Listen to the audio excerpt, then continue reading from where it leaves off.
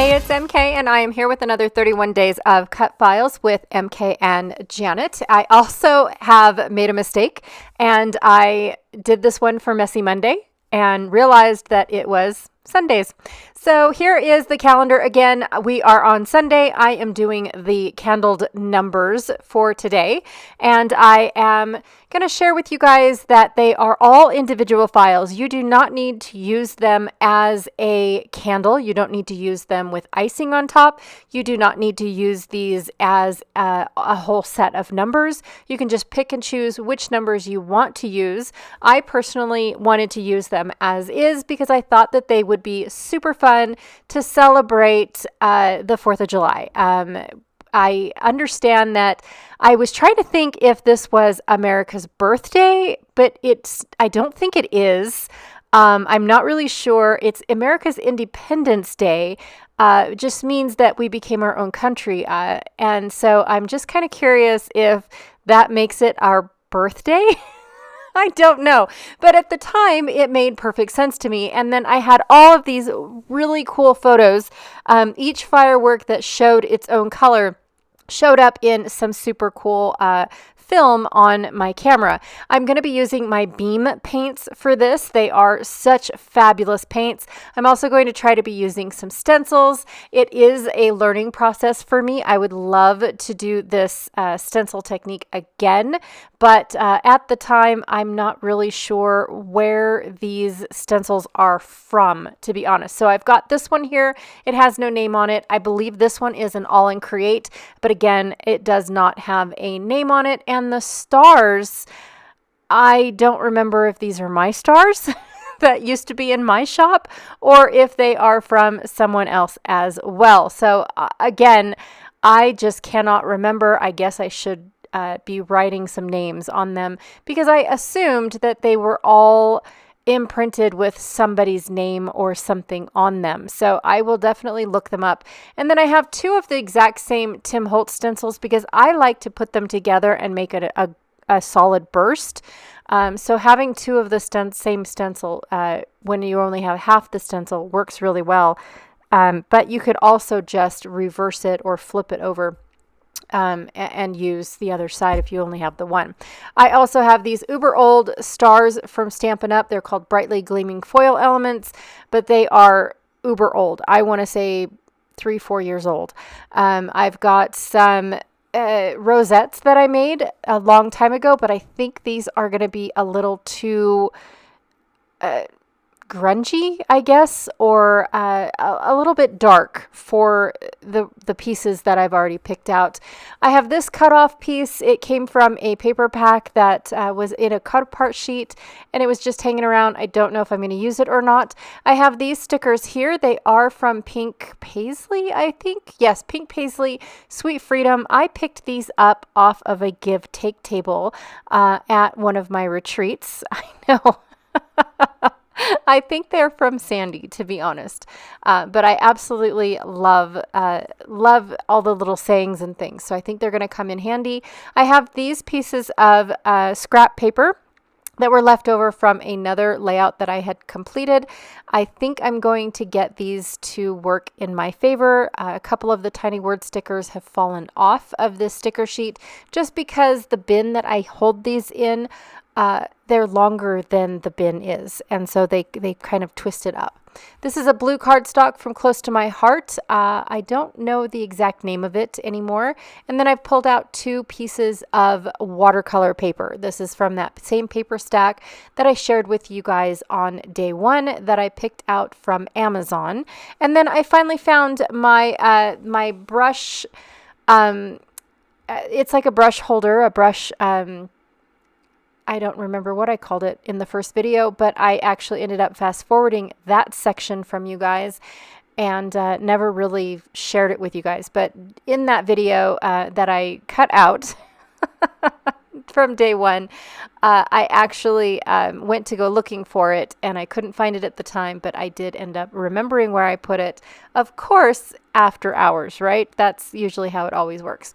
All right, so what I'm going to be doing, since my striped paper is 6 inches, ish. It's a little shy of 6 inches, but I didn't know that at the time.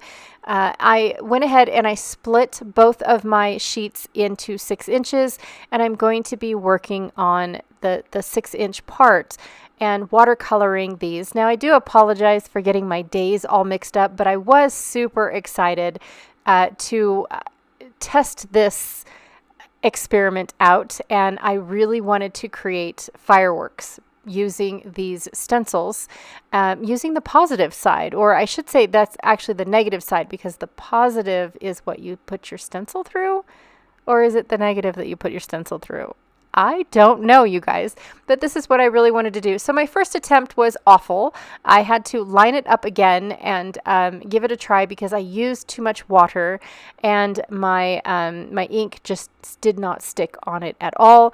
And of course, I'm using my paper towel to help me smoosh that paint into the paper. And so I have to do this first section 2 or 3 times, lining up the stencil, trying to get it just right. So that way I don't ruin my little burst that I have going on. And once I end up getting into the second layout, or the second side of my page, I do end up figuring the process out a lot better. But I'm just using my paper towel to help mop up all the ink. And so now I'm going to, here it is, I used too much water yet again. But again, I'm just practicing. I do put on the red, and I absolutely love it. I did not wait for the blue to dry, so it turned a little purpley, which is fine. I'm okay with that. But I do love the little bursts and how they end up looking. It's just so fun, and they do look like fireworks in the end. So once I get the bursts the way that I like them, I'm going to take them off to the side, let them go dry so I can finish the process of what I've got in my brain and how I am thinking of how this is going to work. Oh, nope, I lied. I'm going to try to add some splatter using this gorgeous white color, you guys. It's actually just like a sparkle is all it is. There's really no pigmentation in it at all, but it is beautiful. The mica powder in it is gorgeous. I'm going to try to show you guys a close-up once I'm done actually with the painting process. So here I'm back at it again, still using way too much water. But that's what's all fun. Oh, it's a rest. That's what it's called. It's called a rest, a brush rest. And so basically what the brush rest does is it allows me to not leave my brush in the water, so that way the bristles bend. So when you leave it in the water, all that weight from the handle leans on the softened brush and actually gives your brush a bend in the bristles. And so the rest allows you to not put it down on any surface for it to roll away and get anything else inky, but then you can still leave it a little damp because your brush still has a lot of water in it. So the rest just helps out a lot with keeping your brushes contained, but yet still usable when you're not ready to finish being painted with them, if that made any sense at all. So I'm really, really loving how this is turning out, even though I still have not grasped the concept of my water to paint ratio. I am using just a round brush. I believe this is the brush number 14, I think. Still using my Shimani brushes just because they are nice and handy and in a little container. Doing the exact same thing. I'm going to add a little bit more of that clear mica and then some blue splatter. Now my blue splatter here, again, too much water, way too much. But I love the red and the blue creating that little purple design. So here I'm going to just take my brush, and I believe this is Salty Ocean that is in my blender brush, and I'm just going to put some stars throughout, filling in that gap, trying to create my own pattern paper. And then I'm going to use this one here. I think this is Festive Berries, and just bring in a little bit more stars, trying not to do full saturation, but when I do it with a lighter saturation. I didn't really like how it looked. So my next side will definitely have full saturation. Now I'm just going to take the tip of my brush, dip it into this clear mica again, and I don't remember the name of it. I apologize, the name of this particular paint pod. But I'm going to just fan out, create little lines using this mica powder, mica pigment, I should call it, and just give it that little bit of sparkle. And as you can see, it is very, very sparkly. Oh my gosh, even the splatter that I did earlier came out. But another thing too, because it's watercolor, my brush picked up some color in when I was swooshing out, and so it allowed me to give it a little bit more of those purple lines, reddish purple lines throughout my little bursts that I created. So super fun. I still really like how it turned out, even though I kept messing up left and right and all the little things. But once I am finished with this one here, I did the mica first and then ended up doing my stenciling. So I'm just adding my little stars. Now I always do light to dark when I am trying to use stencils or any kind of color that may or may not blend. I always just try to work with the light to the dark. And here's where I go a little bit more heavy-handed because I'm trying to bring in that actual true red instead of pink. So now that I have all of my pieces done, I'm waiting for it to dry actually for some reason or another. I can't remember why, but I decided to take the tip of my number 14 brush and paint in the little filigrees on my estate here. Just trying to see whether or not the score lines will keep the paint contained, or if it'll bleed out like I assumed that it would when I didn't paint the last. There was another piece I was going to paint, and I didn't end up painting it. I ended up using ink. Was that on my paint palette? I think it was. I think it was on my paint palette, and I didn't use ink, watercolor, because I was afraid that it was going to bleed into the wood grain. So this piece here, this United States, was actually one of my sample pieces when I was trying to make this design. I always use a little bit of it's more like a balsa wood. So it's very, very delicate. It breaks at the sight of even thinking about being bent. It doesn't have any adhesive on the back. I don't use any adhesive. I don't use any masking. I don't do anything. All I do is just test my design to see if if my cutter does what I want it to do. That's all that I'm doing. So, and now here I'm using the same exact piece to test my watercolors, to see if my watercolors will stay contained within the score line. And plus, I could have went with a smaller brush, but the tip of this brush, again, because I don't leave it in the water to be bent, was quite useful. It held the water, as much water as I needed it to let that pigment flow. So here's what that pigment looks like. Oh my gosh, it is so sparkly, you guys.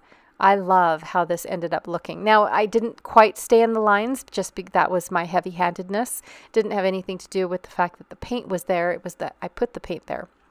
All right, so now I'm going to be working on my numbers, and I have to say, because the video is already this long, and I haven't even started scrapbooking yet, that I will just share with you guys how I'm, like the paper that I'm going to be creating for backing my cut files, but I am not going to actually back my cut files because it just takes way too long. This is actually, I want to say, almost 3 hours worth of footage for this, because I ended up creating everything for this layout, painting and design, not designing, but painting and coloring and all the good things. So now I'm just creating my own paper to back my cut files with. So the first thing I did was I took that mica color, so that way I gave my white cardstock a little bit of sparkle. And now I am using the color to make some of the numbers in blue. And I'm using a lot of water. And this is just plain scrap cardstock. It's not watercolor cardstock at all. But I am using a lot of water, so the pink or the red comes out pink instead of red. And I am trying to get it to turn red. However, because it's just regular cardstock, if I use a lot of going back and forth over it, it would start to pill. So I just gave up and thought, you know what? Nope. I am going to go ahead and make it work the way that I need it to, make it work with what I've got. And then the last little bit, I'm bringing in some yellow so I can take my candles, which I didn't need to do, to be honest, but I'm taking my candles and I'm just going to go ahead and use this yellow of the beam paint and then add some of the gold mica on top of it, which again, I cannot remember what the name of these are called specifically, but the gold does add a lot of sparkle to the yellow that I'm going to be using for my candles. All right, so now that that is done, my paper is almost dry, and I'm going to take my same stencil and the same ink and just add a little bit of stars, so that way I add a little bit of interest to my colored paper for my numbers. So I'm going to do this for the red and for the blue. So that way the blue, however, was a little on the darker side. And so the stars are more of like ghost stars rather than stars. But I do like how the red ones ended up looking. All right. And there is Salty Ocean for my stars. There's where I barely see the stars, but that's okay. When it gets down to the end portion, you get to see a lot of the stars, and you do kind of get to see the stars. And I like the fact that no two spots are the same when it comes to applying them on the numbers. So it definitely looks like scattered stars. All right, so off camera, I went and I matted I backed my cut files, and now I am just going to go ahead and put the layout or start putting the layout together. And I'm going off of my pencil line rather than putting it on the edge. That way I don't have to worry about trying to figure out how to cover up my pencil line. And it's not until I get the entire layout glued down and completely together that I realize these stripes might be on the too dark side. I don't realize that until... to be honest, I don't realize that until after the entire layout is put together. When I had it all put together, it looked just fine. So I put one of my stripes upside down. Luckily, it came up uber easy, easier than I was expecting it to. It could be because of the watercolor paper, but that is what my layout looks like. Now I'll put down all of my fireworks. I love how these pictures came out. I've got purples, I've got blues, I've got greens, grayish white. And then this one here, this little tiny one, I took the picture before it actually left the colored smoke. I think that was the very first burst, and that's why the air isn't as smoky. But I don't end up using that layout, or I don't think I use that photo. No, wait, I do. I do use that photo. Anyways, I have no idea what I'm talking about. I am going to put 25 up here because this is the fireworks from this year. So I thought it would be appropriate if I put 25 together.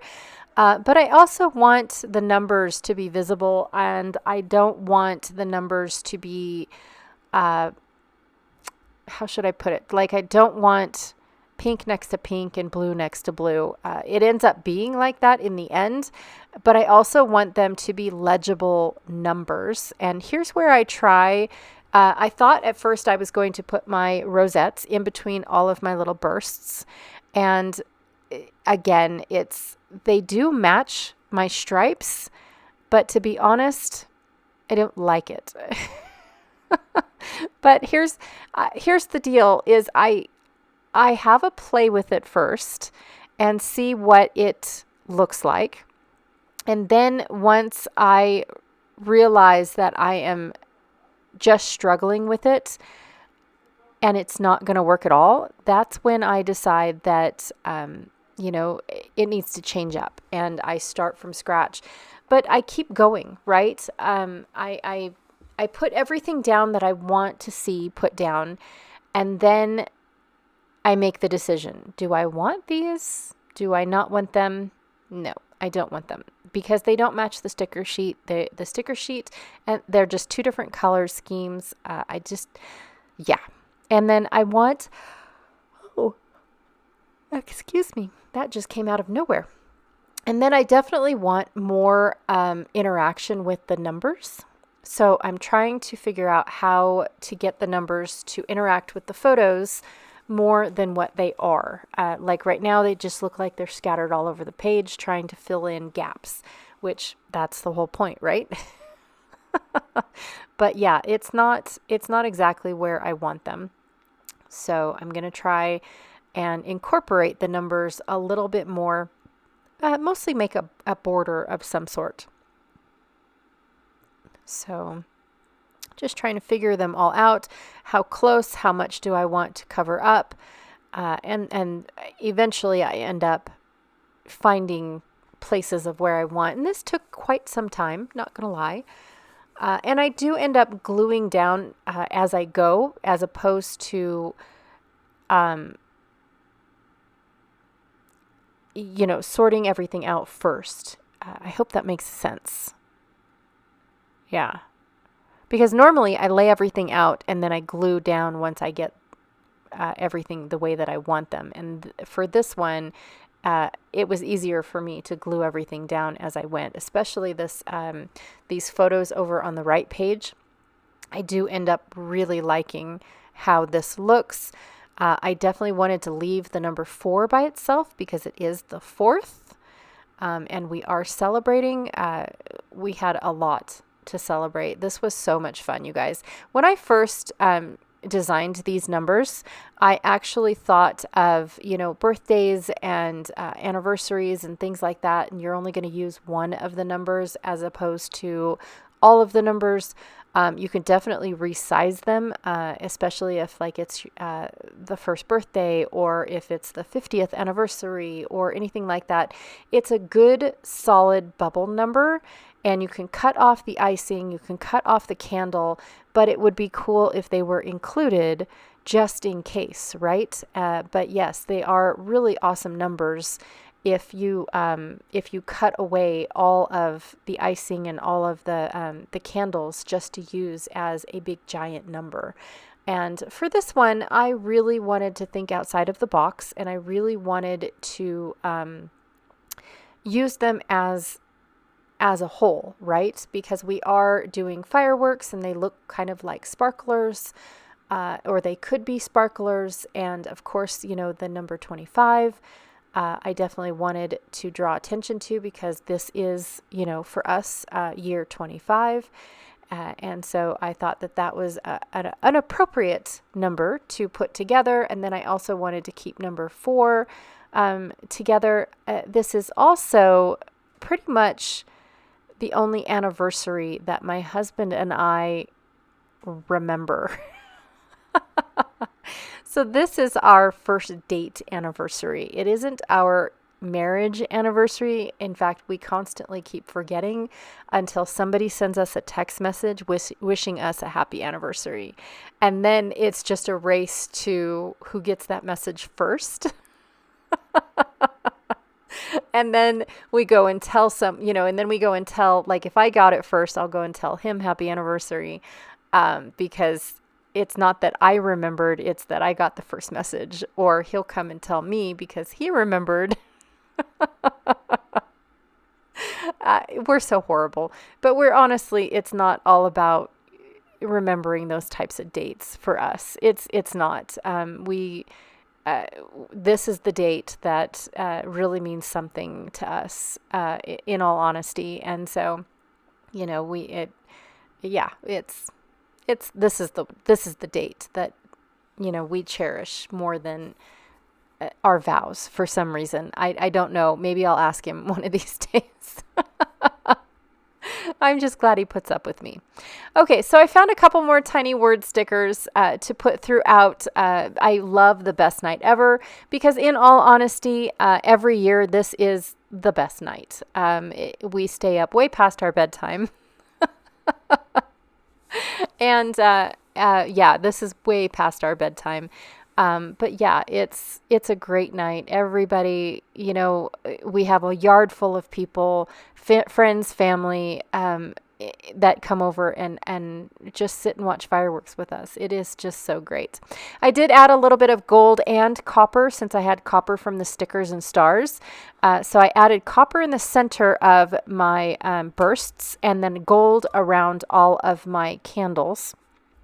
So they looked more like sparklers, but I didn't go all out, to be honest. And so that is my layout. I do really, really enjoy how this turned out. Like I said, the striped paper ended up being on the darker side than the rest of the paints and things like that I was expecting. But I still really like how it turns out. All right, you guys, don't forget to check out all the links that I have down below. I've got the Facebook group link where people that aren't on YouTube are sharing. I have a playlist link for those that are playing along here on YouTube. We also have a hashtag for those that aren't, they're playing on other social medias that aren't video related. And then, of course, don't forget to check out Janet Fritz's channel. She is my partner in crime in all things Messy Monday, 31 Days of Cut Files, all the things. So don't forget to check out Janet Fritz's channel. I'm pretty sure she's not doing Messy Monday on a Sunday, but that's how it rolls here with us, and we don't even stress over it. It is what it is. We're just here to have fun and share with you guys. All right, again, thank you so much for hanging out with me today. I really, truly appreciate it, and I will check you guys all later. Bye.